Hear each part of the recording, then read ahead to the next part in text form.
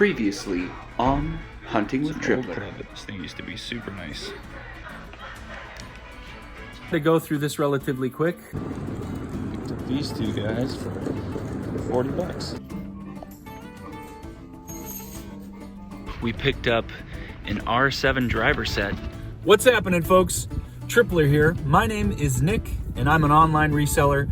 I utilize platforms like eBay and Amazon. I'll utilize local markets like OfferUp, and I'm typically buying new and used goods at places like a thrift store, a garage sale, an estate sale, or even a flea market. But my goal is to always buy items to flip them for a profit. But today we're gonna do something just a little bit different. We're gonna answer this question.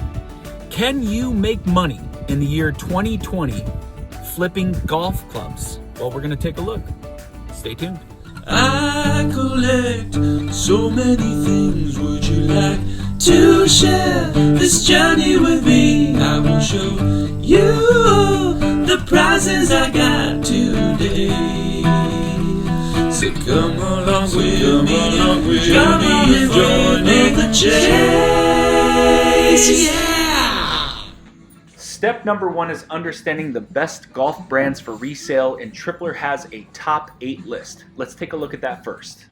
Number 1 on the list is Callaway. It owns brands like Big Bertha, Odyssey Putters, and Ogio, and I have sold the Callaway brand so many different times. They're easily available at many thrift stores. Oftentimes when you're at a garage sale, this is definitely a club to look out for. But number 1 is Callaway, simply because of how well it's put together and because of how readily available you can get this product. Ideally, if you're getting it at the right price, you should be flipping it for a very, very high amount. Number 2 on the list is TaylorMade, and this is one of the nicest and best clubs that you can get, and simply because it's built so well. Resale value is very high for this product. If you see it in the wild, pick it up. Nike Golf has been around for about 20 years now, and so many great representatives behind the product, it makes it very desirable for those who are looking to get used clubs. If you can find Nike in a thrift store or at a garage sale, it is definitely at the top of my list. Ping is number 4 on my list. To me, it represents a very quality product. I don't find it often in the wild, but when I do, it's typically in the early 2000s or even later. There still is very nice resale value for those older Ping clubs and irons. At number 5 is Titleist, and it's one of those that I rarely find, and the reason for that is that people tend to hold on to the Titleist. Now, if you can find a Titleist out there, yes, I recommend picking it up. The resale value is high, but don't expect to be finding any new Titleist clubs because people typically hold on to those clubs for a considerable amount of time. At number 6 is Mizuno. Great brand, sells relatively quick. Number 7 is Adams. This is one of those brands where you need to look up each model number because there are a number of high value clubs, but some low ones as well. And finally, we have Cleveland. It's one of those items that I find oftentimes at a thrift store. Definitely need to look up each one of these clubs because there are some very high value Clevelands. And last, my disclaimer, this is my opinion. It does not take into account all the brands that are out there, just the ones that I have experience with. This is simply a reflection of the brands that I've sold and found out in the wild, and I understand there are other brands that are out there, and I understand there are other high value clubs. Again, this is simply my opinion, and I hope no one is offended by my list. So there are some things you need to think about when checking condition. The first is you're checking the head for any scratches, any gouges, any pitting. If those things exist, that's not good. On the shaft, you're looking for gouges and scratches again. Other things can be wiped down usually. But then finally on the grip, if you're starting to see the rubber fade, you need to pass on the club. Your next step is to check comps. We'll check eBay prices to get a sense of what this club is selling for. The Callaway Big Bertha Warbird 3 is selling anywhere between $25 to $35. There is one there for $60. Ignore that. Looking deeper into that sale, it's actually the driver set, not just the individual driver itself. But generally, with shipping included, you should be able to get about $30 in return. So that means if you're spending less than $5 on the club, you should be getting over $15 in profit.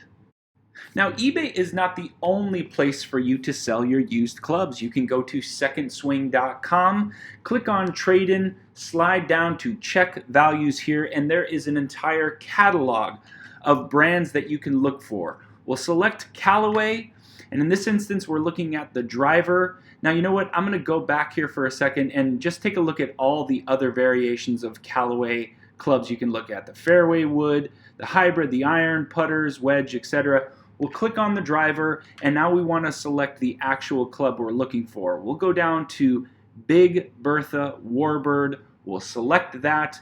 And if you take a look here, it's not the exact club. It's relatively close. It's selling for $1. And so what this tells me is utilizing this service to resell this club would mean that picking it up for $2 and selling it back for $1 means there's zero profit.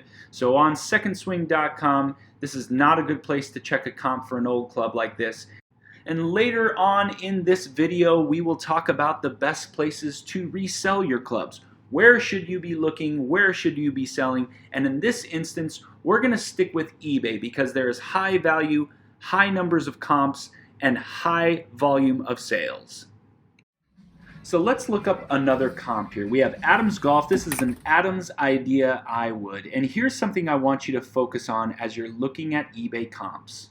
It's not enough just to find what the price of the club is worth. It's also important to know how many sales results you find. In my experience, if an item has less than 10 results sold in the last 30 days, it likely means that it's a very slow moving item.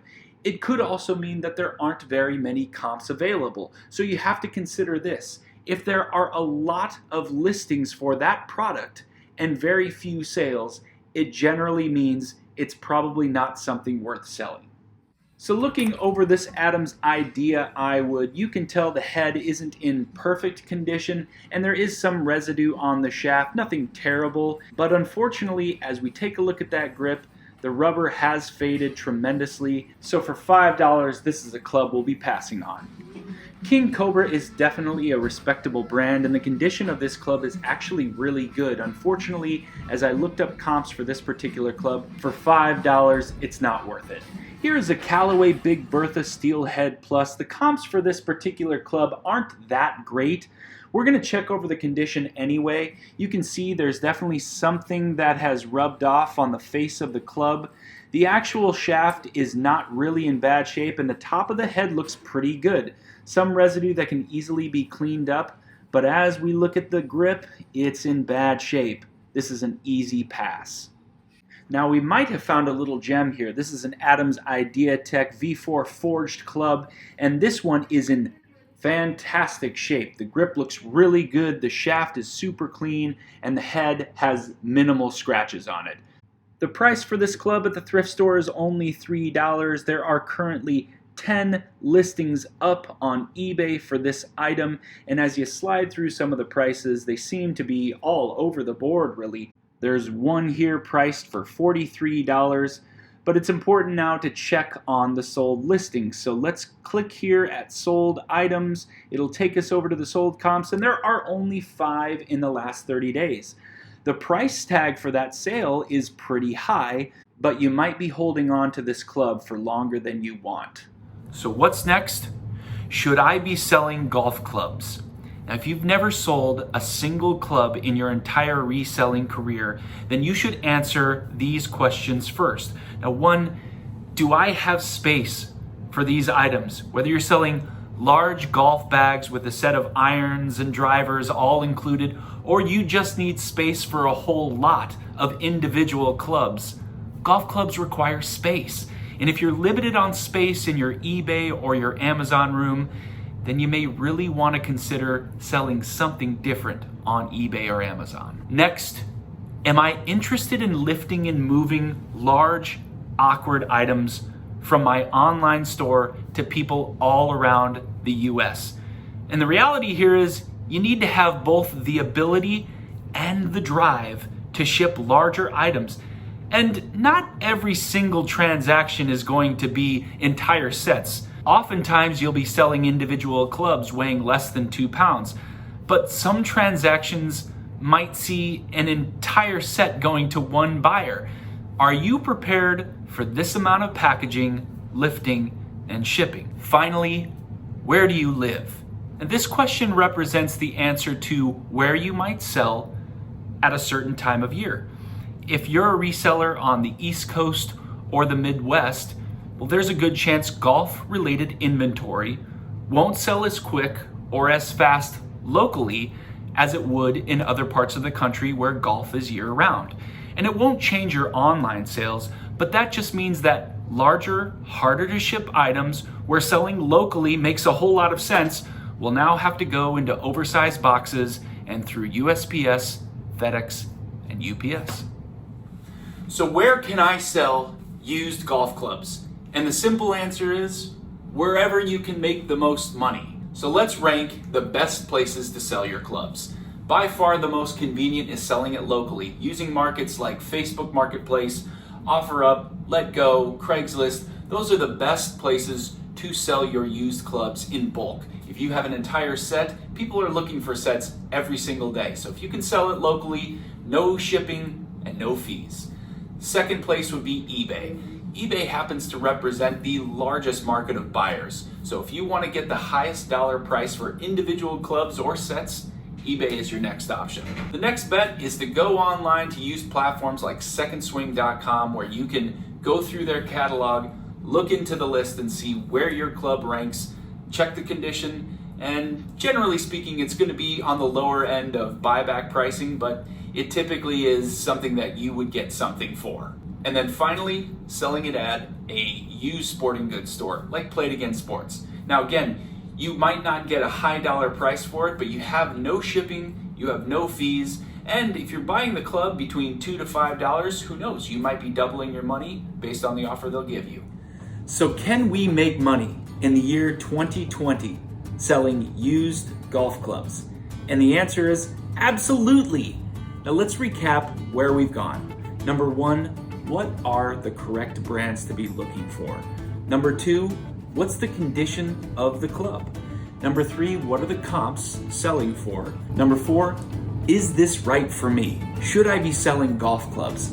And number five, where should I sell those golf clubs? So listen, my experience has been really strong over the last 5 or 6 years. I've had great success selling golf clubs, both locally, online, and at sporting goods stores. And the reality is, it's gonna be different for everyone. This is my experience, and it might not be yours. But I gotta tell you, that selling golf clubs is definitely profitable. And if you're out there at garage sales, if you're out there at thrift stores, you're gonna find the right clubs, and I assure you that. Just some words of advice. If you've got the motivation and you've got the drive, you're gonna make money doing this. So listen, I just wanna tell you I appreciate you guys stopping by.